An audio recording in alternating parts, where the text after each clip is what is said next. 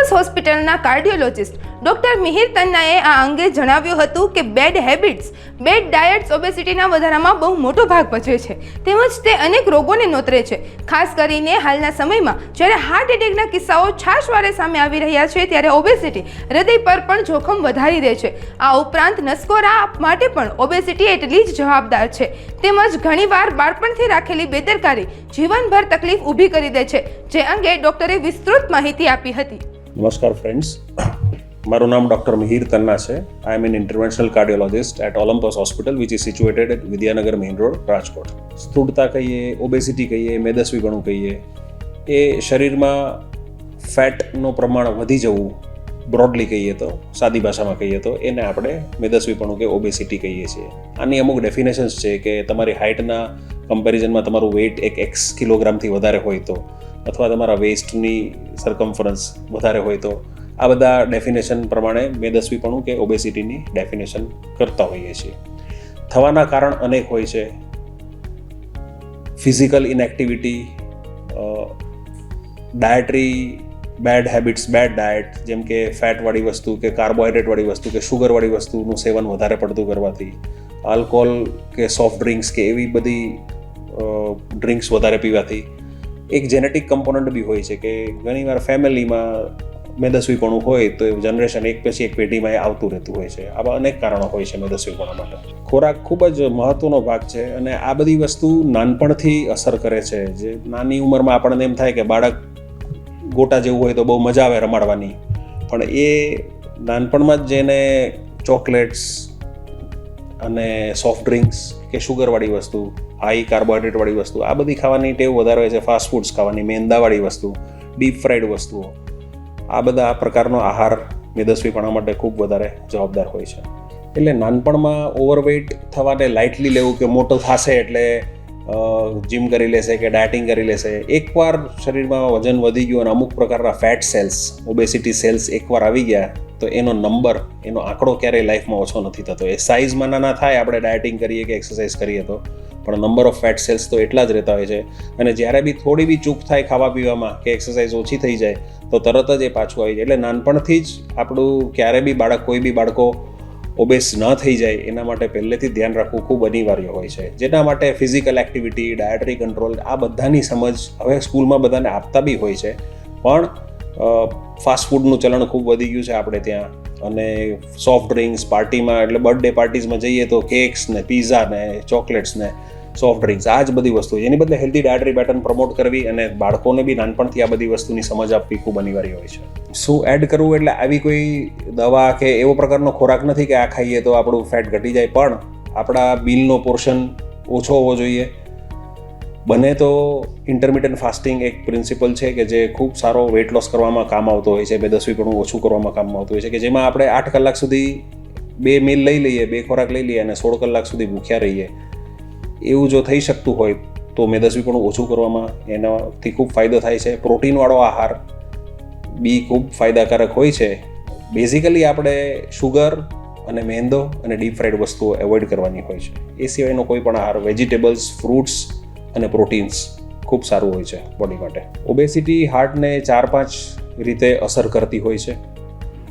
પહેલાં તો જે વ્યક્તિ ઓબીઝ હોય છે એનું વજન વધારે હોય છે અને હાર્ટને આખા શરીરનો એ લોડ ઉપાડવામાં ખૂબ વધારે કાર્ય કરવું પડતું હોય છે, જેનાથી એ થાકી જાય છે ઘણી બધી વાર. ઓબેસિટી આમ બ્રોડલી 2 પ્રકારે આપણે ડિફાઇન કરી શકીએ. સ્કિનની નીચે ફેટ હોય એને સબક્યુટેનિયસ ઓબેસિટી કહેવાય. ચામડીની નીચે ફેટ હોય જે એટલું જોખમી નથી, દેખાય બહાર વધારે પણ એટલું મેટાબોલિકલી એટલું બધું હાનિકારક નથી. પણ બીજી ઓબેસિટીનો પ્રકાર છે એને વિસરલ ઓબેસિટી કહેવાય. વિસરલ એટલે અંગોની ઓબેસિટી. અંદરના અંગો જેમ કે લીવર મેઇનલી, આંતરડા, કિડની, આ બધા અંગોમાં જો ફેટ વધારે જામી જાય તો એ વધારે હાનિકારક હોય છે. કારણ કે એમાં જે જગ્યાએ ફેટ ન હોવી જોઈએ, જેમ કે લીવર, ત્યાં વધારે ફેટ હોવાથી અમુક પ્રકારના જોખમી રસાયણો કે હોર્મોન્સનો સ્ત્રાવ થાય છે, જેનાથી બોડીમાં ઇન્ફ્લામેશન, સોજો બધી જગ્યાએ આવતો હોય છે. હૃદયની નળીઓમાં એવો સોજો આવવાથી હાર્ટમાં બ્લોક્સ બનવાની સ્પીડ વધી જતી હોય છે. આના કારણે, આ સોજાના કારણે બ્લડ બી ઘાટું રહે છે અને સાંકડી થયેલી નળીઓમાં લોહી ગંઠાઈ જવાના કિસ્સા અને એનાથી હાર્ટ એટેક આવવાની શક્યતાઓ બી વધી જતી હોય છે. ત્રીજું, હૃદયના ધબકારાની સર્કિટ, ઇલેક્ટ્રિકલ સર્કિટ ઉપર બી આ બધા રસાયણોની આડઅસર થતી હોય છે અને એનાથી ધબકારા બી વધઘટ થવા, અનિયમિત થવાના કિસ્સાઓ વધારે હોય છે.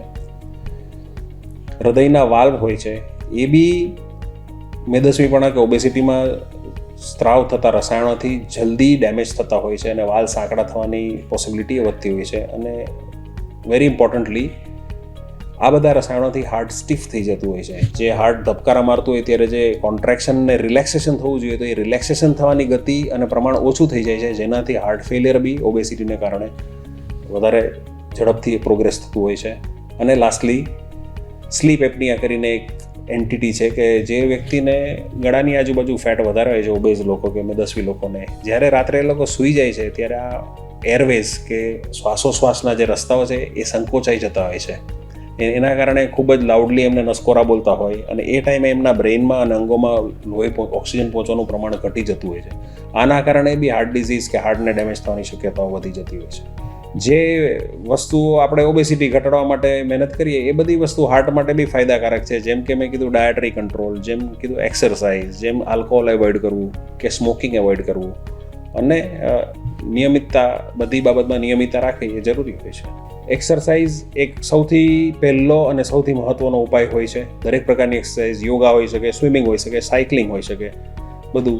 વેઇટ લિફ્ટિંગ બી જેનાથી થઈ શકતું એ બી કરે તો fat can be converted to muscle mass અને મસલ માસથી મેટાબોલિકલી ખૂબ ફાયદો થાય.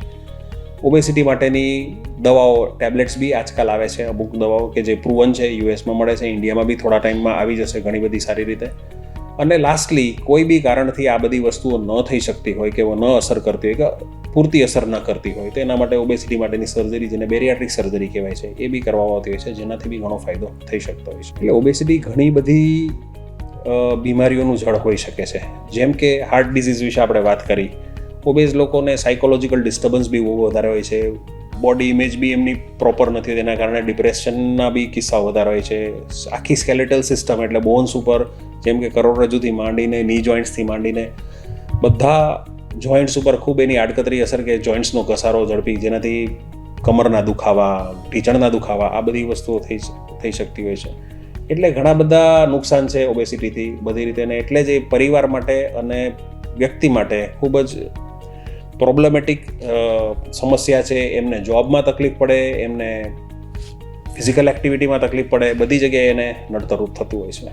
એટલે જેમ મેં કીધું એમ કે જ્યારે આટલી બધી સમસ્યાઓનું જડ હોય ઓબેસિટી, ત્યારે નેચરલી એના ઉપર અવેરનેસ સ્પ્રેડ કરવી અને એના ઉપર કામ કરવું ખૂબ અનિવાર્ય હોય છે. વડાપ્રધાન શ્રી અને મુખ્યમંત્રી શ્રીનું આમાં સામેલ થવાથી આ બધી વાતને મહત્ત્વ ખૂબ મળશે. લોકોના ઘર ઘર સુધી આ બધી વાતો સમજ પહોંચશે અને સોસાયટીમાં આ બાબતની અવેરનેસ વધવાથી આપણને ઇમિડિયેટલી તો વર્ષ, 2 વર્ષ, 5 વર્ષમાં ફાયદો થાય, ઓછો થાય, વધારે થાય, પણ લાંબે ગાળે સ્વાસ્થ્યનું પ્રમાણ, સ્વાસ્થ્યના સ્ટાન્ડર્ડ આપણા દેશમાં ખૂબ ઇમ્પ્રૂવ થાય એવી આપણે આશા કરી શકીએ.